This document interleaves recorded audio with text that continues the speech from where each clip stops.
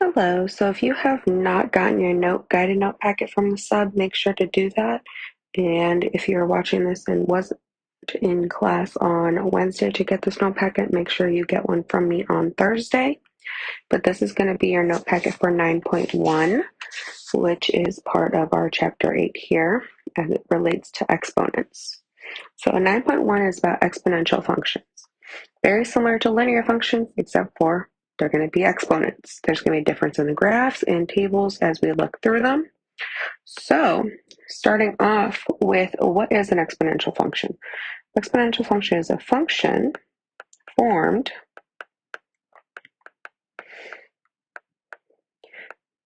by the formula y equals ab to the power of x. Some key things we need to keep in mind is a has to equal any number but 0. A cannot equal 0. B has to be greater than 0. However, B cannot equal 1. Some examples I have for you here. I've got 3 for you. So, y equals 2 times 3 to the power of x. Y equals 4 to the power of x. And lastly, y equals 1/2 to the power of x. If we're looking here, we can follow the numbers. It has to go ab to the power of x. So anything that's powered to the x, the one closest to your x is going to be your b. In the first one, we can see the b here is 3. Second one would be that 4. And the third equation, your b, would be that 1/2. Now your a in the first equation is going to be that 2. You don't see anything in front of the 4 for our second equation. That a would be a 1 in front. Remember, we have those imaginary ones, just like how that second problem's got a 1 in front. So you should be able to distinguish your A's and B's pretty easily just using that formula there. And your A cannot be 0, so just because it's not there does not mean it's 0. Next, I want to look at these linear and exponential graphs. For our first one, it has linear on the left-hand side. Linear is going to be the one that's that straight line going diagonally. The rate of change remains constant. That's one of those key things. If it is linear, it is constant. Next, we want to look at our exponential. Our exponential is this one that's kind of curved right here. One thing I want you to notice is it never actually crosses that x-axis. It rides right along it, but it does not cross it. The reason for this is, remember, anything negative exponent is just flipped into a fraction. Therefore, we can never actually get a negative number out of a exponent. Now, this changes with the same factor. So factors are multiplication. That's what we're looking at. And I don't know if you can see it on your paper, but if you don't, your equation is y equals x over here, and our exponential is y equals 2 to the power of x.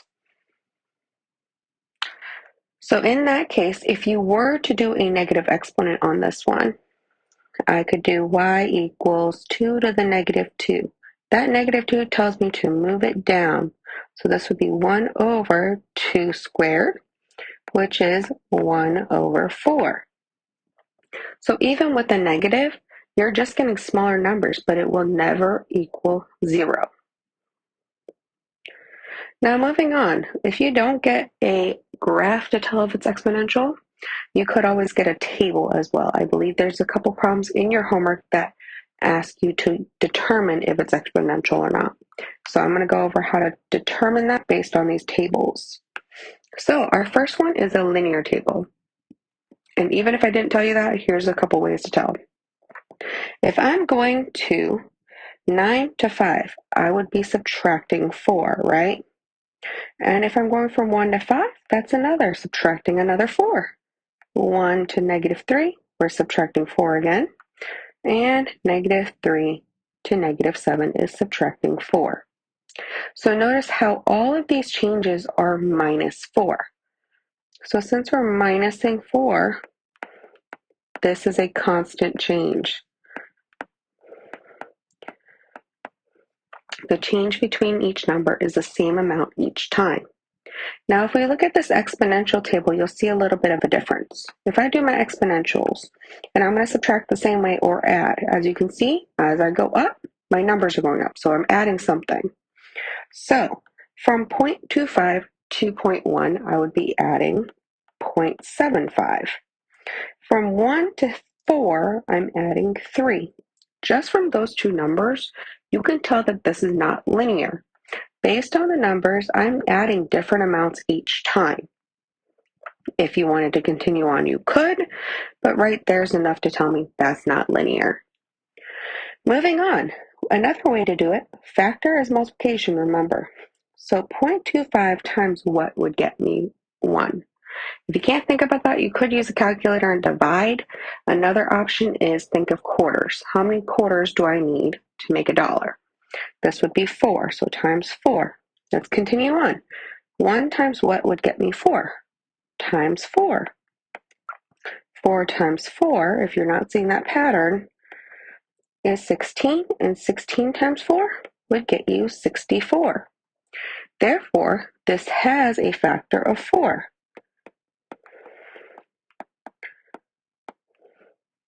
Using that information, you should be able to determine if a table is exponential or linear. We do have a couple examples below as well. So it's kind of like a word problem, but main thing you need to know is that table there. So this is based on the Richter scale, measuring earthquakes and the magnitudes. I want to determine if it is exponential behavior. I'm going to break down all the parts, breaking it down to where you can see it.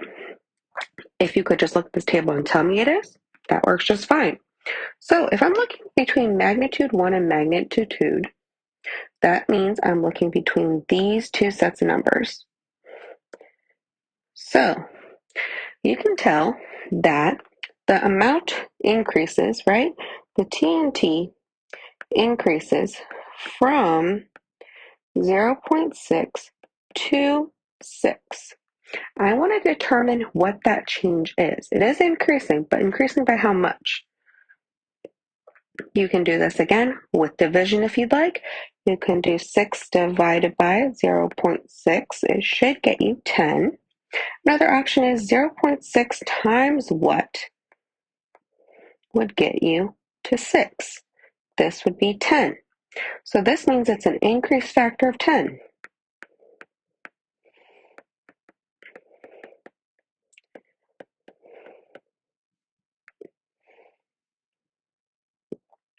You can also follow that same method. Remember, we got to make sure this is consistent. So we got to keep doing it until we are sure that everything is the same. So we're going to do magnitude 2 and 3. You can choose 5 and 6 if you'd like. I will say larger numbers, you tend to miss zeros or something in your problems. So the TNT on 2 to 3, we're looking from 6 to 60. A lot of you guys in your head's probably like, oh, that's already times 10. 6 times 10 is 60. So yeah, it's another increase of a factor of 10. Same method, you could do your division method if you'd like. That's up to you. If you wanted to do 60 divided by 6 gets you your 10, or 6 times 10 would get you 60.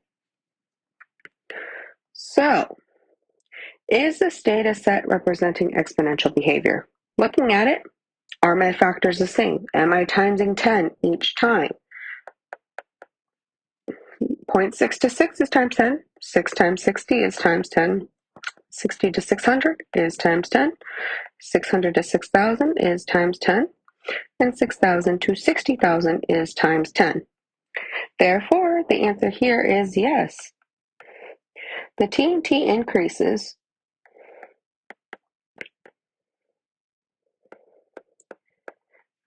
the same factor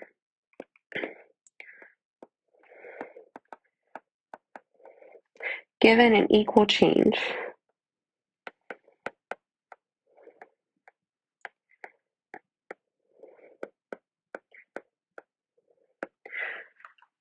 I know this is a video, so guess what? You can pause it if I'm going too fast. You can always go back. I probably should have said that sooner, but take a break if you need to. Scroll back, go back in the video, whatever you need to help you. Lastly, here I have a check problem for you. I would actually like you to pause the video here and attempt this problem before continuing on. I am going to give you a few seconds to pause it here so that you can attempt this problem. We will be going over it in this video, but I want you to have the option to work on it on your own first. So hopefully you have 0 days to 1 day. I'm looking at a change from 100 to 80. I know you can divide this if you'd like. You can do 80 divided by 100. Therefore, it gives me 0.8 if you were to type that in your calculator.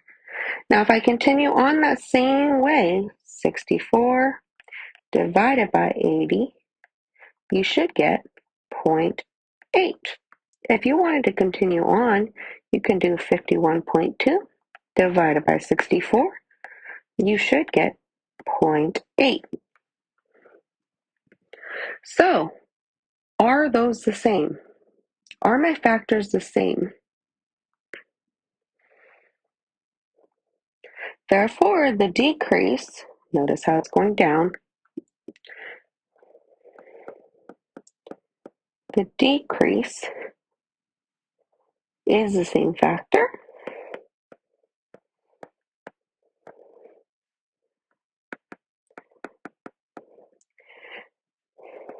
Therefore, the table does show exponential behavior.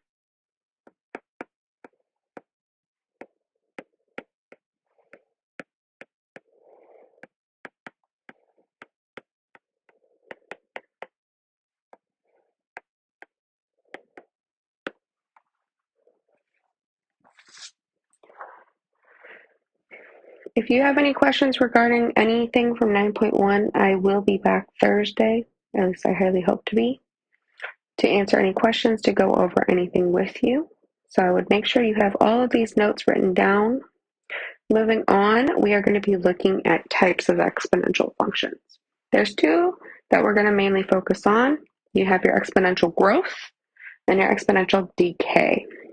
So growth, as you can think of it, as it's getting bigger. So exponential growth means I'm increasing. And exponential decay, I am getting smaller. So I have breakdowns of your equation, domain and range, intercepts and behaviors, and your graphs for examples. The main thing I want you to look at that is the main difference to determine, just looking at an equation, if it's going to be growth or decay, is this part right here. The part I am highlighting is going to be the part that tells you automatically if that equation is growth or decay. If your b is greater than 1, so the number that has the exponent is greater than 1, that will be a growth. If your b is between 0 and 1, that is an exponential decay, which means I will be going down, so my y will be decreasing as I move on. And another main difference is your end behavior.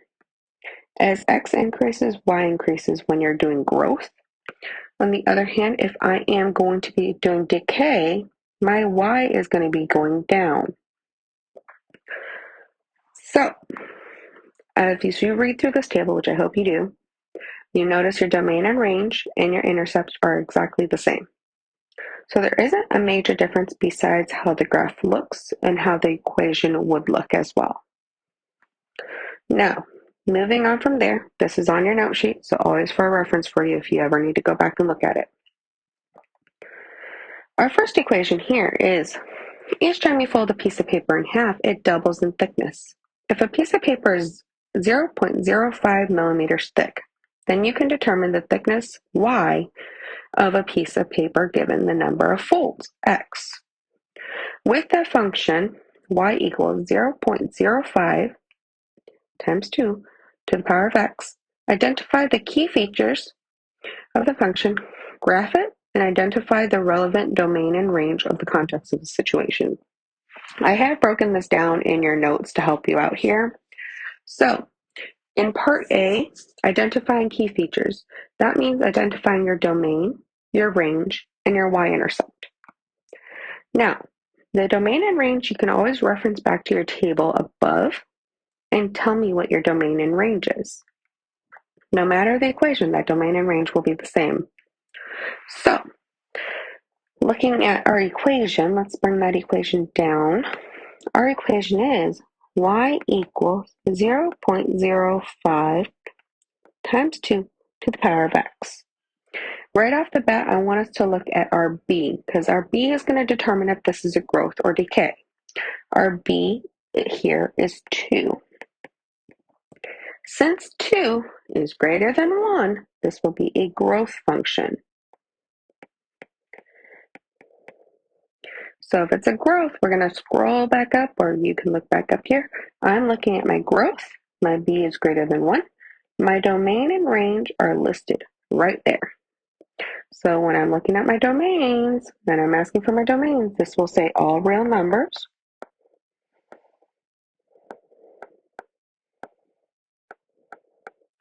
Moving on to my range, it tells you right there up top, y is greater than 0. Lastly, I'm asking you to find your y-intercept. Y-intercept will be subbing in x as 0. So this one, you do have to solve for it, but it's not too bad. So we have y equals 0.05 times 2 to the power of 0. Anything to the power of 0, you should remember this from your notes, hopefully. From last week, this would become 0.05. Anything to the power of 0 is 1. And 1 times 0.05 gives you your y-intercept of 0.05. So on your homework, you will be asked these types of problems, including identifying key features, graphing the function, and your relevant domain and range. Hence why I broke it down in your notes. So moving on, those are my key features. Now we got to graph it. The main thing I want us to practice is using our calculators. If you don't know how to do this in your head, which with 0.05, I don't expect you to. We are going to fill out this table first before even worrying about the graph. Right here is all your equations. Use your calculator. This will make your life a lot easier. Use your calculator. You type in each equation into your calculator and you should get a number. So the first one you would type in 0.05 parentheses 2, close your parentheses, to the power of negative 2. I've already done all of this for you, but I do want you to practice it as you will be using this. When you do, you should get 0.0125. I will be filling out this table. If you need to pause to actually calculate these on your own, feel free to. But if you don't want to and just follow my table, that is fine. Just know you will be expected to do this on your own, on your homework and quiz or test. So those are all my y values. Using this table, you should be able to come up with ordered pairs. An ordered pair goes x and y. Therefore, my first one would be negative 2, 0.0125. You can continue on doing this and write them all out if you wish. If you can look at your table and know exactly which pair is which, you can skip that step. But for our purposes, I will be writing them all out.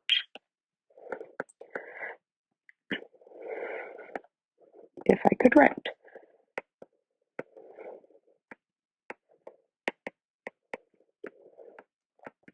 Now that I have all my ordered pairs, last thing to do is to graph it. So we know, we can see our x's go by 1, and our y values are 0.1, 0.2, 0.3. So we are going to look at our first one.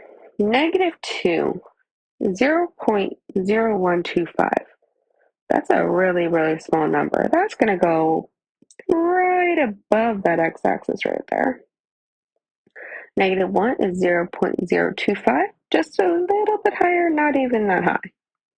And we know 0 is 0.05, therefore it will be right in the middle between that 0 and 0.1.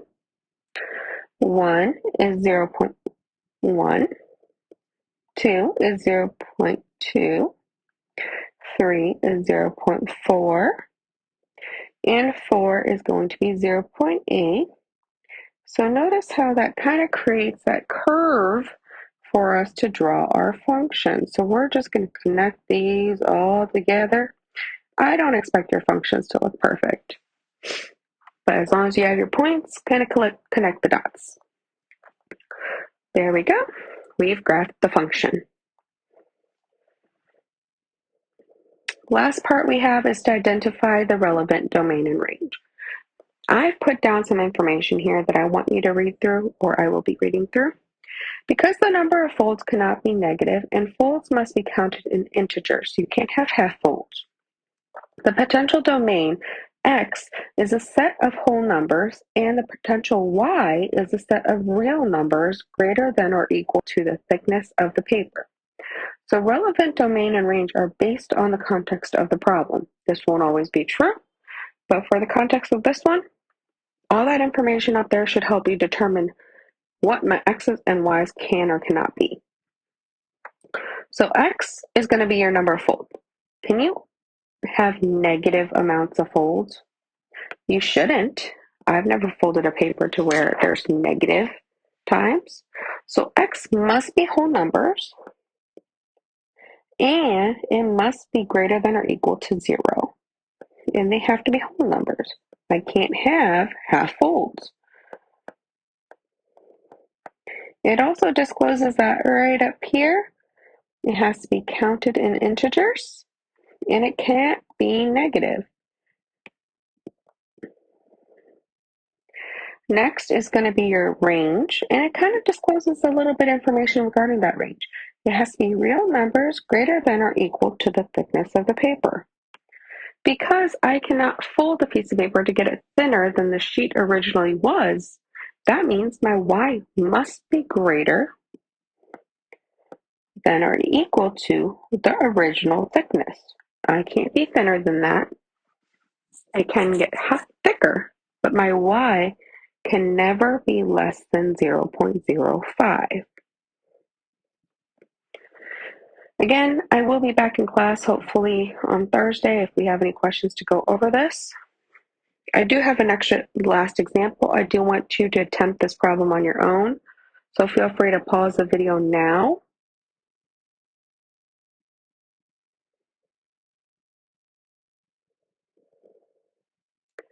Well, hopefully you had your time to work through this problem. If you have not, that is fine if you want me to work through it with you, but I will be going over it. The half-life of a substance described how long it takes the substance to deplete by half. The half-life of caffeine takes 5 hours. The amount of caffeine left in your system, X hours, is moduled by the function y equals 160 times half to the power of x over 5. Identify the key features of the function, graph it, and identify the relevant domain and range of the context of the situation. So again, I'm going to bring down my equation here. You don't have to do this if you can determine this on your own. 160 times 1/2 to the power of x over 5. My b here is 1/2. Therefore, that should tell you automatically that this is going to be a decay, exponential decay. If you want to flip back to the other page and determine your domain and range based on it being an exponential decay, go ahead. I can tell you that this will be all real numbers for your domain. And your range is going to be y has to be greater than 0. Your y-intercept is kind of where you had to do that calculation. So we have y equals 160 times 1/2 to the power of 0 over 5. 0 over 5 is 0, so 160 times 1/2 to the power of 0. 1/2 to the power of 0 is 1. Therefore, this is y equals 160 times 1, which is 160 would be your y-intercept.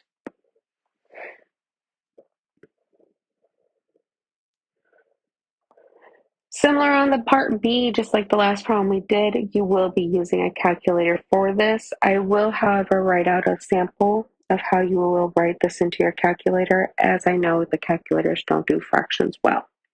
So here you would do 160 times negative 1, well, not negative, my bad, 1/2, parentheses, you're going to use your exponent button and type in negative 1 divided by 5. So key thing here is to make sure that those items are where they need to be. If you don't type it in that way, you will not get the correct answer. For your table, I will be filling it out as I've already done these calculations for you, but practice the calculator. 139, 121, 106, 92, and 80. If you want to write them as ordered pairs, please do so as it helps you. Next, we're going to be graphing them. Negative 1 is at 184. So negative 1 is a little bit behind the y-axis. Notice how they go by 4s here. So negative 1 is going to be 184. It's going to be right about there, I'd say, right above the 0, 180. 0 is at 160. Ooh, don't know what happened there. Sorry about that. At 0, it's at 160. So let me draw my little dot right there. 1 is at 139. So 139 is going to be right below 140, just a little bit past that y-axis. 2 is at 121. So right between the 0 and 4 on the axis. 106 is our next one. It's going to be very close to that 4. And 4 is at 92. Right about there. And oh, I missed the 0 there, my bad. And at 5, it is at 80. So right on that line.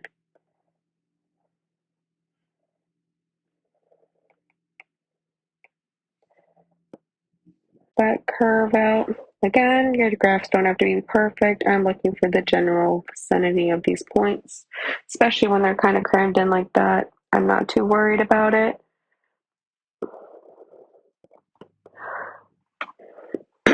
Moving on to my domain and range. It doesn't have that little blur, but let's think about it here. So your x's remain on time, your amount of hours. Think about it. I can talk about 1 hour, 2 hour, 3 hour, 4 hour. But can I talk about negative hours? Can I go back in time? Can I have negative 1 hours or negative 3 hours? I shouldn't. So your x always has to be greater than or equal to 0. We can't have negative time.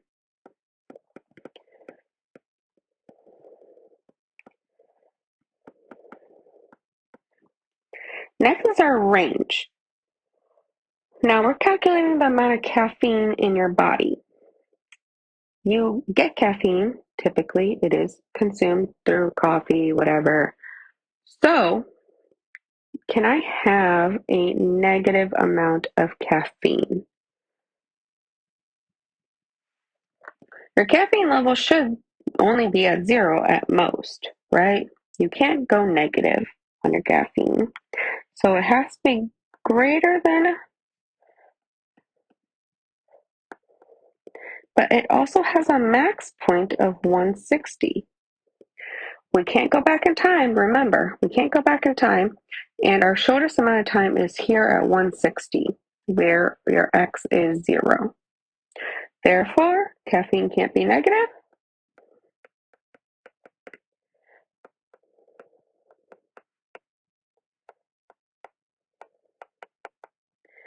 And your amount at x equals 0 has a caffeine of 160.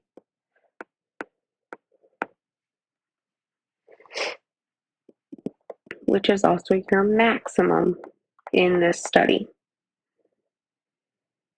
So notice how your original domain and range is your key features of just the word problem. Breaking it down for your identify relevant, keyword relevant to this problem. Last problem I have for you here is the amount of caffeine in one system after 8 hours. So after 8 hours, I want to figure out how much caffeine is still in my body. You can figure this out. We know X is your time. So therefore, your X would be 8 here. To calculate this, we will use the same formula we were just using. Y equals 160 times 1/2 to the power of 8 over 5. You can use your calculator for this, just like how you did for your table. And it does tell you to round to the nearest tenth, which is 1 decimal point.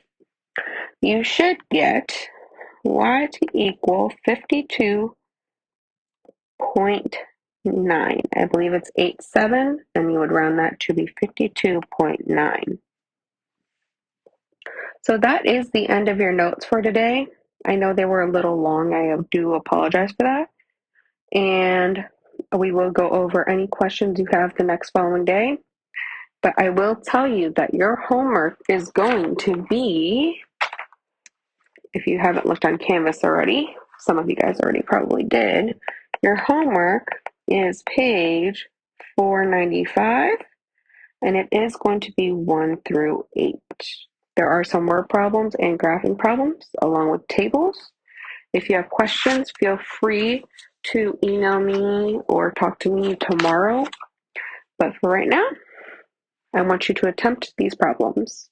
Have a great day. Be nice to sub.